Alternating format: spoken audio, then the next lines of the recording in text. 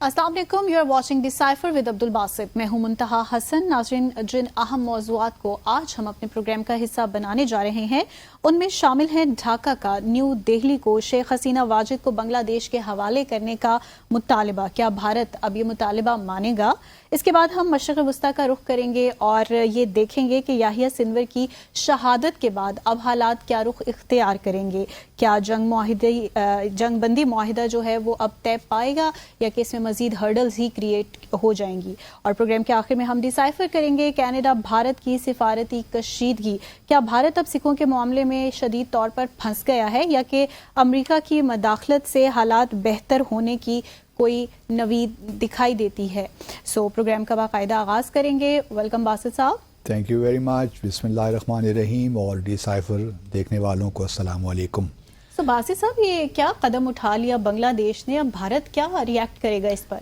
इससे पहले कि अगर आप इजाज़त देंगी तो मैं मुख्तसरन नहीं, मैं थोड़ा सा डोमेस्टिक जो है ना फ्रंट पे भी बहुत से मामला चल रहे हैं, तो मुख्तसरन मैं चाहता हूँ कि ज़रा कमेंट कर लूँ इस वक्त जो 26th अमेंडमेंट की बातें हो रही हैं। सही। मैं ज़ाती तौर पे ये समझता हूँ कि जो पाकिस्तान में इस वक्त अपोजिशन है और मौलाना फजल रहमान हैं और फिर वकला जो पाकिस्तान की एक लार्ज बॉडी है, उन्होंने सही मौक़िफ़ इख्तियार कर रखा है इस तरमीम को लेकर। और लगता कुछ ये है कि अब कोर्ट की बजाय शायद बेंच ही बन जाए, कॉन्स्टिट्यूशनल बेंच सुप्रीम कोर्ट के अंदर ही। अब वो 5 मेंबर है या 10 मेंबर है, वी डू नॉट नो, लेकिन इस पे लगता है कि इत्तेफाक, क्योंकि कल बिलावल जरदारी साहब ने भी अपनी तकरीर में जलसा किया, उन्होंने अपनी तकरीर में यही कहा कि अब फुल बेंच की बातें भी हो रही हैं। तो लगता ये है कि इस पे शायद कंसेंसस कुछ हो जाए। सही। जहाँ तक ये जो पार्लियामेंट अपना इख्तियार लेना चाहती है कि वो चीफ जस्टिस को वो अपॉइंट करें, जिस तरह के आर्मी चीफ का मामला है, या मैं ज़ाती तौर पे ये समझता हूँ कि जो इस वक्त जो सीनियरिटी का एक क्राइटेरियन है ना, वही बेस्ट है हमारे सिस्टम के अंदर। सही। क्योंकि हम पहले भी देखते हैं कि for that matter election commissioner का जब बात होती है तो अपोजिशन और हुकूमत के दरमियान एक चलता रहता है कि कौन इलेक्शन कमिश्नर होगा, कौन केयर टेकर प्राइम मिनिस्टर होगा। आप जानती हैं ना कितना इख्तिलाफात होते हैं, और फिर वो मामलात कमेटी में चले जाते हैं, कौमी असम्बली में, फिर वो इलेक्शन कमीशन के पास चले जाते हैं, तो एक हंगामा ही रहता है, ऑनगोइंग प्रोसेस, ऑनगोइंग रहता है। तो इस वजह से उन तमाम चीज़ों से बचने के लिए जो सीनियरिटी का जो क्राइटेरियन बेस्ट है, जो भी सीनियर है लाइन में उसको लगाइए, 3 साल का उसका मुख्तस डिफाइन कर दीजिए कि जो भी चीफ जस्टिस होगा इर्रेस्पेक्टिव ऑफ द फैक्ट कि उसकी एज क्या है, वो 3 साल का टेन्योर होगा। जैसे आर्मी चीफ का हमारे है 2 साल का टेन्योर है, ठीक है, वो अपना काम करते हैं चले जाते हैं, बाकी दुनिया में भी ये होता है। तो हमारे यहाँ ये एक क्यों अननेसेसरीली ये जो हमारे पॉलिटिशियंस हैं, जो हुकूमत है इस वक्त, वो एक ऐसा नया एक प्रोसीजर बनाने जा रही है जिसमें बिल आखिर मज़ीद मुश्किलात पैदा होंगी और सियासी कशीदगी पैदा होगी। और फिर मुझे ये भी समझ नहीं आती, जिस तरह मौलाना फजल रहमान भी कहते और अपोजिशन भी कहती कि 25 अक्टूबर से पहले क्यों करना चाहते हैं आप? थोड़ा सा इंतज़ार कर लीजिए, जो लोगों के तहफ़्फ़ुज़ात हैं, खदशात हैं, वो भी दूर हो जाएंगे। 25 अक्टूबर के बाद कर लीजिए, कोई क़यामत तो नहीं आ रही ना, या आ रही है मुझे नहीं मालूम। इम्पोर्टेंस क्या है इसकी 25 अक्टूबर? तो वही है जो आप भी जानती हैं, मैं भी जानता हूँ, लेकिन यही वो सियासत है जो कि अदालत के साथ ये करना चाहते हैं, जिससे अदालत का जो एक मुकाम है वो मज़ीद उसको एक लिहाज से आप कह सकती हैं कि कोई अच्छा नहीं होगा अदालत के लिए हमारी भी। तो 25 अक्टूबर को आने दें, ये कर लेंगे फिर। और जो इस वक्त अपोजिशन का स्टांस है, मैं उससे मुकम्मल इत्तेफाक करता हूँ। जब आपके सवाल की तरफ आते हैं, चलिए, आप तो ओपोजिशन में आ गए। हाँ जी, कुछ बात शेख हसीना वाजिद साहिब। अच्छा, देखिए ये बड़ा इंटरेस्टिंग है और इस पे हम पहले भी बात करते रहे हैं कि ये जो शेख हसीना ने ही एक बनाया था इंटरनेशनल क्राइम्स ट्रिब्यूनल, जिसके बांग्लादेश में, जिसके तहत उन्होंने बहुत से ऐसे लोगों को ट्राई किया, एक्सिक्यूट किया, जो उनके ख्याल में बांग्लादेश से गद्दारी के मुर्तकिब हुए हैं, जिन्होंने पाकिस्तान का साथ दिया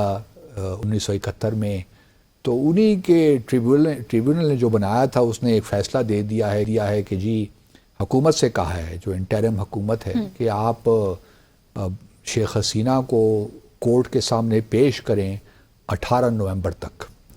یعنی کہ 1 مہینہ دے دیا ہے۔ اب اس سے پہلے بھی ہم جانتے ہیں کہ کشیدگی تو ہے، کیونکہ شروع کے دنوں میں جب 5 اگست کو ہٹایا گیا تھا اور جب شیخ حسینہ بھاگ کر بھارت پہنچ گئی تھی نیو دہلی، تو اس وقت سے اس سے امیڈیٹلی بعد جو 1 ہفتہ ہم نے دیکھا کہ شیخ حسینہ اور ان کے برخوردار کی جانب سے بڑے بڑے بیانات آئے، اور انہوں نے لوگوں کو اکسانے کی کوشش بھی کی۔ اس دوران ہم یہ بھی سنتے رہے کہ وہ شاید کوشش کر رہی ہیں کہ UK چلی جائیں یا امریکہ چلی جائیں یا فن لینڈ چلی جائیں۔ میں نے بھی ایک خبر شیئر کی تھی کہ شاید سائپرس جانے کا ان کا ارادہ ہے، یا ممکن ہو، ارادہ تو ان کا UK جانے کا ہوگا کیونکہ ان کی بہن وہاں پہ ہوتی ہیں۔ تو لیکن سائپرس ایک ایسی جگہ ہے جہاں پہ میرا اپنا خیال تھا کہ ابھی بھی چانسز ہیں وہاں جانے کے، کیونکہ باقی UK اور امریکہ اس وقت اوبلائج نہیں کرنا چاہتا شیخ حسینہ کو، یا even for that matter Bharat کو بھی، کیونکہ وہ چاہتے ہیں کہ جو اس وقت انٹرم سیٹ اپ ہے ان کے ساتھ تعلقات ان کے خراب نہ ہوں۔ تو چونکہ ان کے قوانین بھی ایسے ہیں کہ آپ کو ریفیوجی اسٹیٹس تبھی ملتا ہے، یا ایگزائل کا جو ہے ایک تبھی ملتا ہے آپ کو وہاں پہ اسٹیٹس، فرسٹ جو ملک ہے نا جہاں پہنچ جاتے ہیں۔ تو اس وقت جو پہلا ملک ہے وہ بھارت پہنچی ہوئی ہیں، اب بھارت نے ہی ان کو جو ہے اسائلم دینی ہے نہیں دینی ہے، انہوں نے فیصلہ کرنا۔ یہ نہیں ہو سکتا جو UK کے خاص طور پہ جو قوانین ہے کہ آپ اسائلم، آپ نے ملک چھوڑ دیا، جو پہلا ملک ہے بھارت پہ پہنچی، اب یہ نہیں ہو سکتا کہ بھارت میں آپ سیکیور ہیں، سیف ہیں، تو اب آپ اسائلم کی ریکویسٹ جو ہے وہ UK میں فائل کریں، وہ ایکسیپٹ ہی نہیں ہوگی۔ تو اس لیے اب بھارت نے فیصلہ، اب بھارت کے لیے بڑی مشکل ہے کہ بھئی وہ شیخ حسینہ کو کس طرح بنگلہ دیش کے حوالے کرے، کیونکہ اس کے تو بڑی کانسیکوینسز ہیں۔ یہ نہیں کہ کانسیکوینسز اس کانٹیکس میں ہیں کہ شیخ حسینہ کے ساتھ ایک تعلق رہا ہے نا،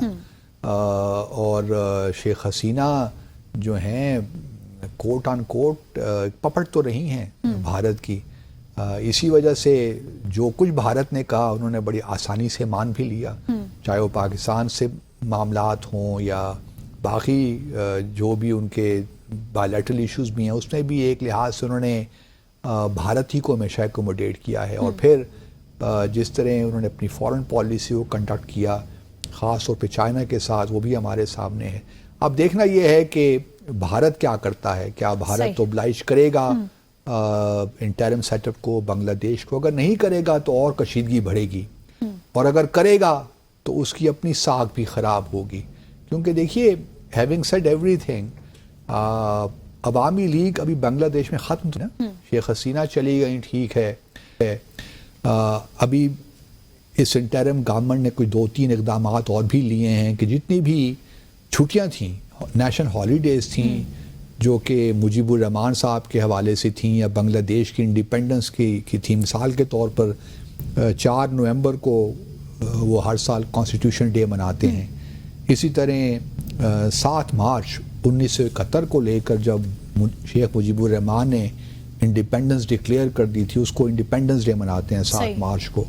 اور پھر 15 اگست کو جب شیخ مجیب الرحمان کو قتل کیا گیا تھا، اس میں وہ مورننگ ڈے مناتے ہیں۔ تو یہ 8 ایسی قومی دن ہیں جو کہ عوامی لیگ کے دور میں مناتے رہے ہیں بنگلہ دیش، اب وہ سارے ختم کر دیے گئے۔ تو کوشش کیونکہ اس سیٹ اپ کی یہ ہے کہ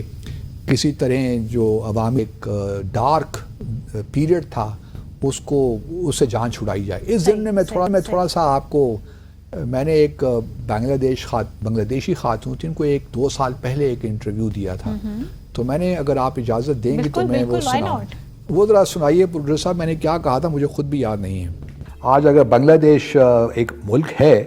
تو اس کی وجہ تو 1940 کی قرارداد ہی ہے جو 23 مارچ کو لاہور میں پاس ہوئی تھی۔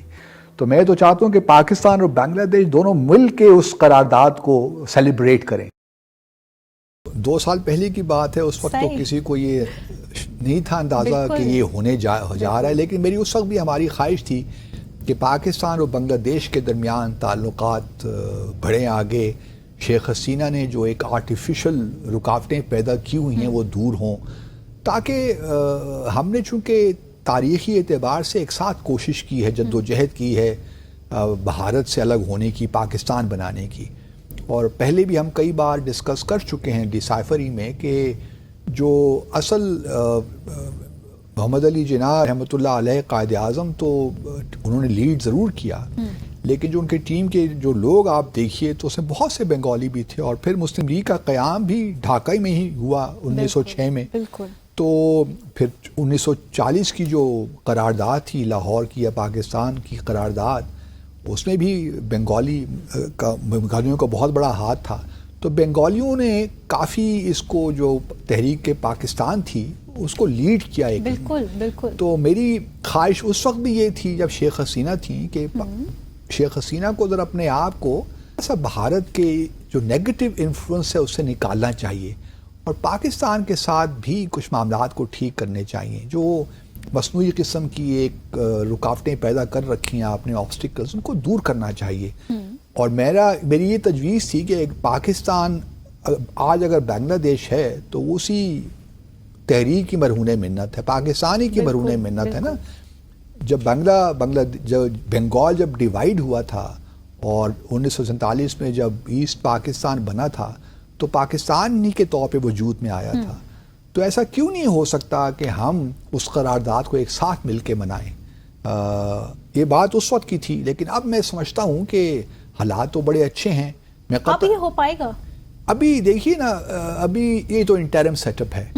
دیکھتے ہیں کہ انتخابات کب ہوتے ہیں، کیونکہ اس سیٹ اپ کا جو میں دیکھ رہا ہوں ایک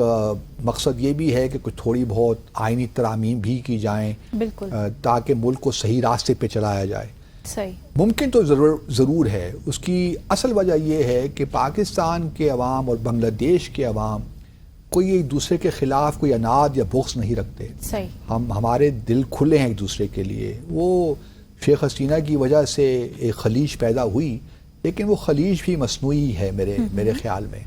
تو مواقع تو بہت ملیں گے پاکستان اور بنگلہ دیش کو،